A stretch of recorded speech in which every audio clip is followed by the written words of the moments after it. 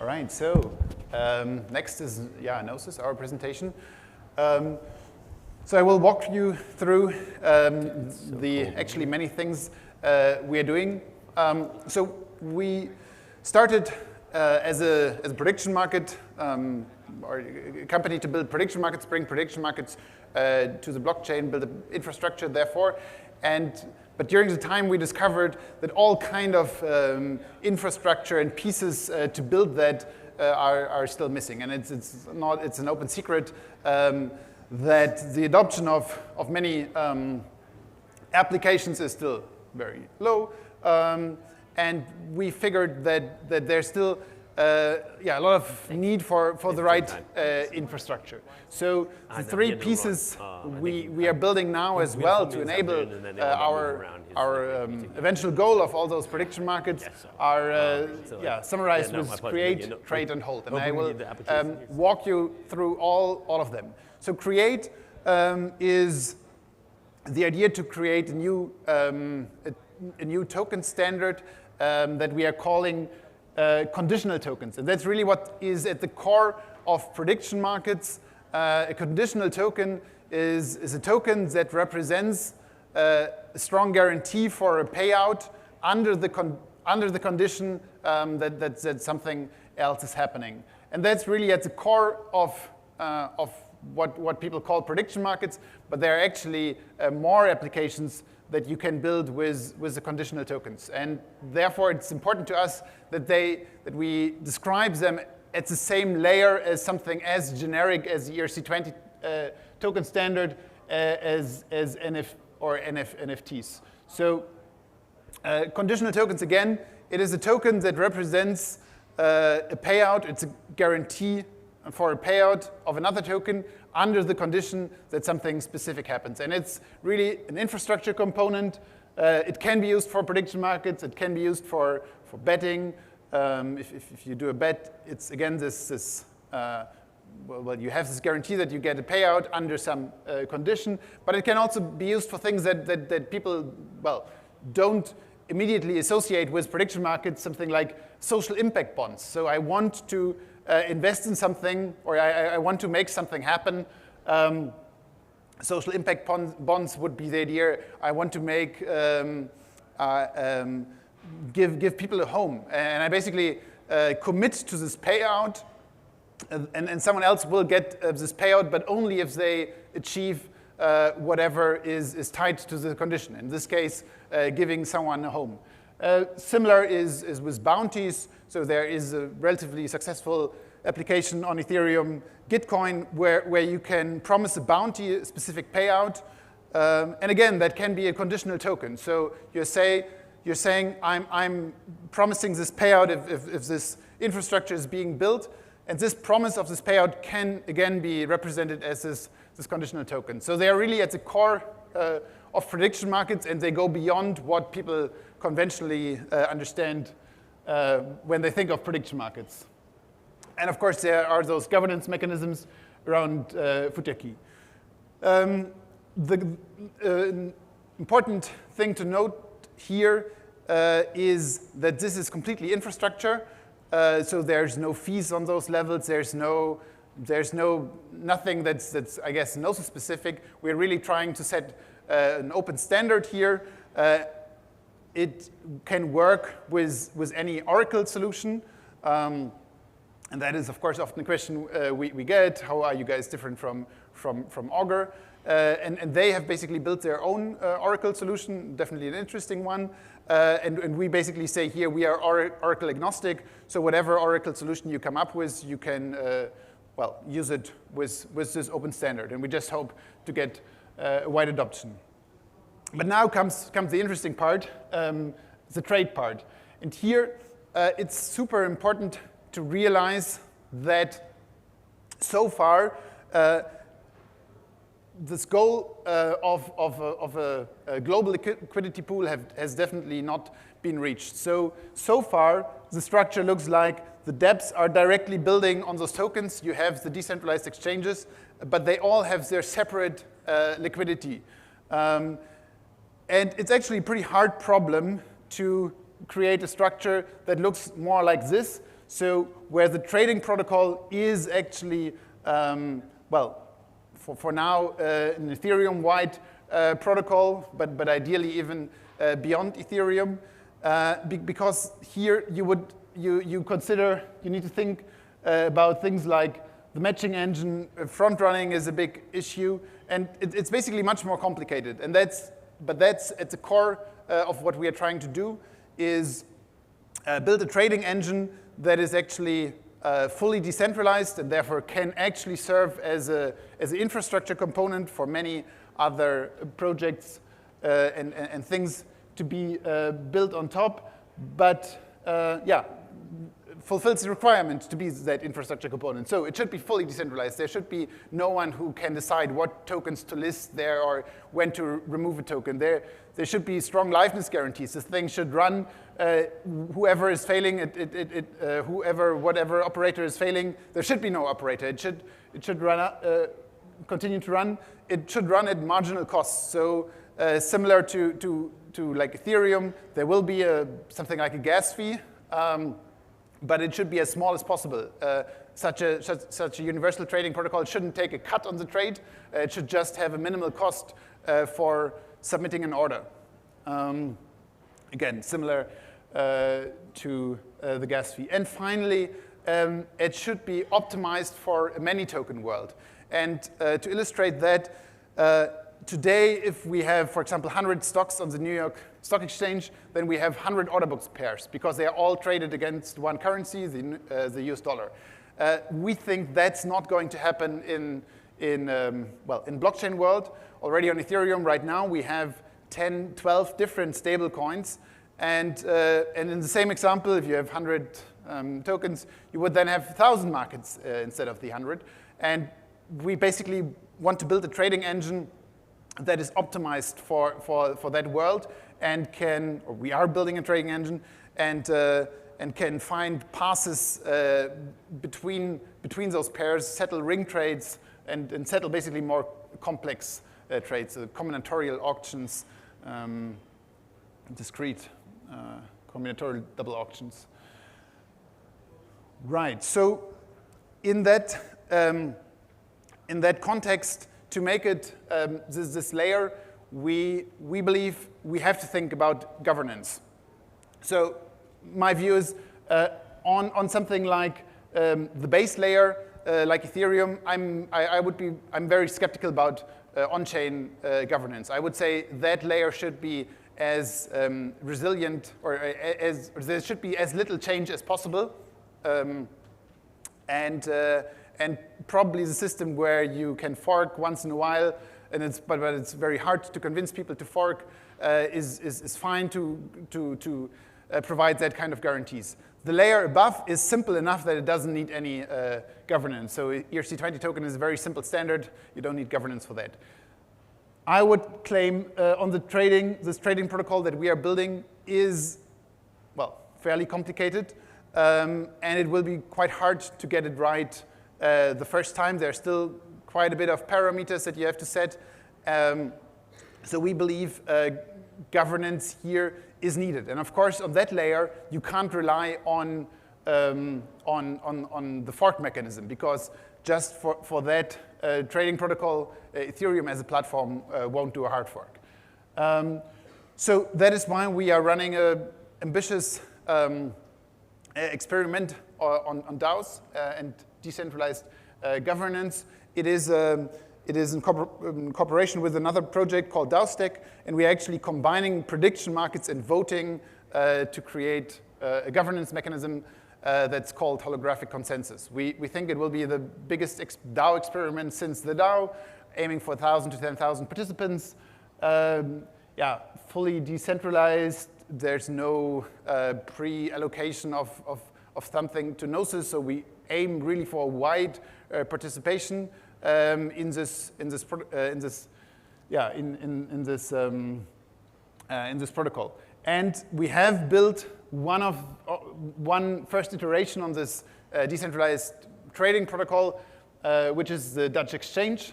It comes with significant trade-offs. It's quite slow, but it already fulfills those criteria I listed earlier. And we will basically give away this protocol. There has been trading of activity of 7, 8 million in the last few months since we really released it in February. And we are basically giving away this protocol under the control of this new DAO to test this is on-chain governance mechanism. So this DAO will start in a little bit more than 2 weeks, 29th. I already mentioned we are aiming for a wide distribution and definitely invite everyone to participate. Half of the voting rights in this DAO or ownership in this DAO will be given to traders of this exchange, and the other half for things like just what's called a lock drop. So you have to lock down tokens or Ether, and that gives you also participation rights. And now Friederike will continue with the second half. Can you switch me on? Okay, fantastic. Cool. So as Martin said, we built this conditional token standard, and we're building this protocol that enables trading in a many token world. In addition to this token standard that we contributed, the conditional token, we are also building an application on top of that token standard. It's called Site. It's one of a number of dApps that can build on it, or any number of dApps that can build on it. And it's a prediction market application. So the thing that we actually set out to do from the get-go. The markets will be denominated in stablecoins just because trading predictions in Ether actually entails making 2 predictions, right? So you have a prediction on Ether and then on the thing that you're actually trading on. We got an in-principle license to actually do this in the European Union. And we will be the first fully regulated prediction market worldwide. For Site, the focus will be on information discovery. But any number of different applications could be envisaged. Yeah, and it's going to be live this summer, so watch out for Site. Okay, so this is the last of the triptych, the hold, and it's Ethereum's most trusted wallet. So the Gnosis safe sits in this diagram, sits next to the block that we saw earlier, because it allows you to interact with tokens on the token level, but it also allows you to interact with dApps natively. And the way it does that is it's a smart contract wallet. The current version is formally verified. It gives you permissions management. It allows you to interact with dApps natively. It's a game changer in UX because you actually can send several transactions at once. You can pay for your gas fees in our secondary token, the OWL token, and the number may have changed slightly, but in instances of this wallet, there's an amount of in excess of $2 billion stored, which makes it the largest smart contract wallet in Ethereum. Okay, so I was also asked to talk about financials. So we raised $12.5 million in Ether in April of 2017. Currently, we have $29 million in fiat. We still hold 200,000 Ether. And we only sold 4.6% of our native token. So we still hold a lot of the tokens. That's 83% plus, which we will use to create network effects on the systems that we're building. Of the GNO, 4% is allocated for the team until 2025. 8% went to the founders and is vesting until 2021. So that's Consensus and the founders of Gnosis. And Yeah. So, and then as to financials of the operation, so we've invested in a couple of companies in this ecosystem who are building complementary systems to what we're building. That amounts to a total of $3 million. We currently have a team of 52 people with a burn rate of $5.7 million per year, which gives us a runway of 5 years in what we still have in fiat. So how are we going to monetize all of this? So in essence, what's happening is we have the GNO token, and to actually get the secondary token, the OWL token, you have to lock the GNO token. And how many OWL tokens you get depends on the usage of the network, and it also depends on how long you lock your GNO for. While the GNO is locked, you can't use it for anything else, but it's not going to be used up or anything. It's just locked. So the OWL that this locking generates, you can use to pay fees on our platforms. So currently, the two things that are live and where you can actually already pay the fees in OWL are the Gnosis Safe, and there you can use the OWL to actually pay for gas payments instead of paying those in Ether. And you can also settle, there's a liquidity contribution to the Dutch exchange that Martin talked about. Basically, it doesn't go to us, it's just reinvested into the next round of the exchange. And those you can also pay in OWL.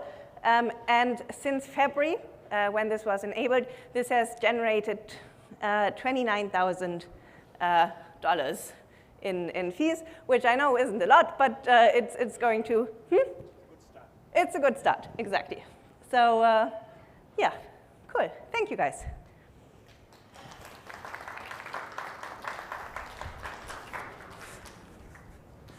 Come and join you all for the Q&A. Thank you for showing the financial side. That's one of the most detailed ones I've seen, and I have a lot of questions there. But one, I mean, it's impressive treasury management, right? That you see a lot of token projects that are kind of starting to scramble because they don't have any money left, and you just showed that you have 5 years of runway for a 2-year-old startup. That is, I'm envious of y'all. Can you explain a little bit how you've thought about that over the past 2 years, how you've thought about kind of your own token and how you've thought about selling that, the ETH and like your fiat balances, just how you've thought about managing that to build for the long term, right? That you don't want to just be here now and kind of speculate now. We want to make sure that Gnosis as an entity can be there to see this idea through. Yeah. Yeah, I guess to some extent we just, well, I'm honest, we have been quite lucky. I mean, we have raised when Ether was at 50. We sold a bunch when Ether was at 1,000. So yeah, I mean, that brings us in this comfortable position that we have a long runway. We have been aggressive in the sense that we haven't sold earlier. I mean, you could, or many argued we should have sold earlier to, could have gone the other way around as well. But to some extent, we believe that in the current form, we can only succeed, Gnosis can only succeed if Ethereum succeeds. So if, Ether doesn't work out, then Gnosis will. So it's basically a risk we are taking anyway, so that we can also take risk on that side. So we actually, when Ether dropped recently to 80 back, we actually bought another 20,000 Ether back. Wow. So yeah. Yeah, so spoke like a true consensus spoke right there. And so we try to be fiscally responsible. Mm-hmm. So we try to not burn the money just because we have it. So we know that the number one factor in whether a startup is going to be successful is timing, and having a longer runway obviously gives you more instances in which you can actually, in which you have chances to make your mark. And on the same page, you said that you have 83% of the Gnosis tokens still in treasury. How do you think about getting those into the market? Have you thought about burning them, putting them in escrow? Yeah, of course. It's a major risk for a lot of token projects, sure. right? That you can, right. As a third party, we look at it, it's like you can flood the market. Are you going to? How do you think about communicating that, but also how do you actually want to utilize those tokens to grow the network and grow the community? Yeah. So it. well, to some extent, it's not fully figured out, definitely. Sure. But the main thing is, at some point, we hope the technology will be at a stage where it's really about getting, well, adoption and creating network effects. So yeah, the core thing should be this global liquidity pool, decentralized exchange for well, all of Ethereum, and for exchanges, the absolute clear thing is liquidity. That brings the network effects. If it's an open protocol, it has the most liquidity. There's no reason to be somewhere else. If it also has the ideally lowest fees. So to get to the stage, yeah, we will heavily use the Gnosis tokens and just give them away to those who provide liquidity, who bring new liquidity of all kind of tokens that will be traded, of all the the conditional tokens, so prediction markets in all flavors. So that is the main thing. But we will also make it dependent on the price. So one thing we are thinking of, not fully specified, is a bonding curve-like mechanism that would basically create more issuance of GNO tokens only if or dependent on the price, basically. So it would be required for the price to go up to issue new tokens, and that would be ensured by contracts. Yeah. Switching gears a little bit, it's a two-part question. One is that, I mean, y'all are doing a lot of different things because you want your token, your underlying functionality to be pretty diverse. And so first part is, how do you prioritize those, right? You have the exchange, you have the prediction markets, you have a lot of different things, but then how do you look at that as one wholesome product versus your more bespoke competitors? You have Augur on the prediction market side, 0x on the liquidity side, and then something like Veil that sits on top of both of those. And how do you, so I guess A, like how are you prioritizing them internally, and how do you think about that? And then B, how do you compare that to what else is in the market, and why bringing them together in-house under one roof at that level makes more sense? Yeah, I would say the priority is really, or the core priority is this trading engine. And there, one thing we haven't talked about, but a trading engine for prediction market also needs to be, needs to be slightly different. So it's a absurdly simple example, but if you have a prediction, will Donald Trump be reelected, yes or no? So the way all the prediction market systems work, they issue basically two tokens. One is him being reelected, and the other one is not. And if you would use a very simple trading mechanism, then buying this token, to buy this token, you would need someone else to sell that token. But actually, in the prediction market world, buying this token and buying that token, those two trades can also match. And currently, if you just use 0x out of the box, that wouldn't work. So we think there are significant advantages in building a trading engine directly with the use case of prediction markets in mind. And again, to the question of Augur, I would say ideally those systems are even complementary. I see their focus is very much on the decentralized Oracle problem. So how do you later report about what happened? And our focus is really on the trading part. So our system is just Oracle agnostic. It can use Augur actually, or other oracles, as long as they are traded with this trading engine. We have done our part. We want to focus on. So would you say that it's more competitive to 0x than Augur then? Well, I mean, with 0x, it's actually what's being done right now is also complementary, because so far they are doing a settlement layer for trades. But the liquidity is separated into different relayers, and we really want to have a protocol to share liquidity. They might go in this direction, then it would be probably, but as it is right now, we could even use this as a settlement layer as a 0x contracts. Interesting. And so while you're here, while you're at Consensus, while you're in New York, kind of all the events going on, who are you really looking to talk to work with, to partner with? Is it traders on the trading engine? Is it liquidity providers? Like how are you prioritizing business partners on the Gnosis Right. So right now, the thing that is live is this Dutch exchange with a few, like 30,000 Ether in trading volume in the last 2 or 3 months. And that's definitely something we want to push further. Currently, there are just like 6, 7 tokens listed. The goal is to have at least 20, 30 within 2 or 3 months. And that's happening. And of course, there we want to have the traders.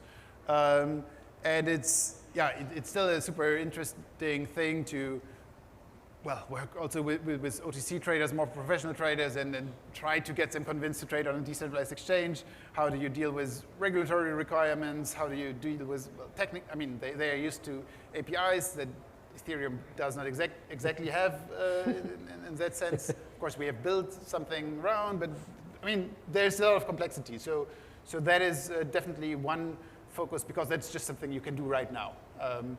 Just also, like to demonstrate the mechanism, we did a few auctions worth 100,000 DAI each, 10 of those. So I would claim, it's the case that currently there is no decentralized exchange that can handle a $100,000 market order, because they just don't have the liquidity. I don't think so either. Right, and the Dutch X could. So we did it. The first one we did 10 of those things, so those auctions. The first one still had a slippage of 2.5%. The last one, the last 3 or 5, had slippage of less than 0.5%, which is actually a number that's even on centralized exchanges you would easily have a slippage higher than 0.5%. Can you walk through the evolution of that, what you learned kind of through each of those? Like from a decentralized exchange point of view, how you got to remove slippage and build that volume? I guess it was less us learning, but more the market. So I mean, we just put in the money and saw what happens and hoped that someone would clear this auction. And hope for market efficiency, exactly. Of course, we tried to reach out to market makers, to traders, tried to explain them stuff, answered all the questions. But in the end, it was an effect. We saw that there were arbitrage bridges built with Uniswap, with Kyber network, with potentially centralized exchanges. That's not easy to see, but yeah, we just saw more traders integrating, and that's exactly what we wanted, of course. Awesome. Before we step up, any questions from the crowd? No. Okay. So if people want to find you, where can they find you this week? I will be around, or we will be around the next days. Also be at Token Summit on Thursday. There will be an interesting panel with also the guys from Augur and Avail. And then via Twitter, you can always reach us. Awesome. All right. Thank you guys. Thank you very much. And I think next we have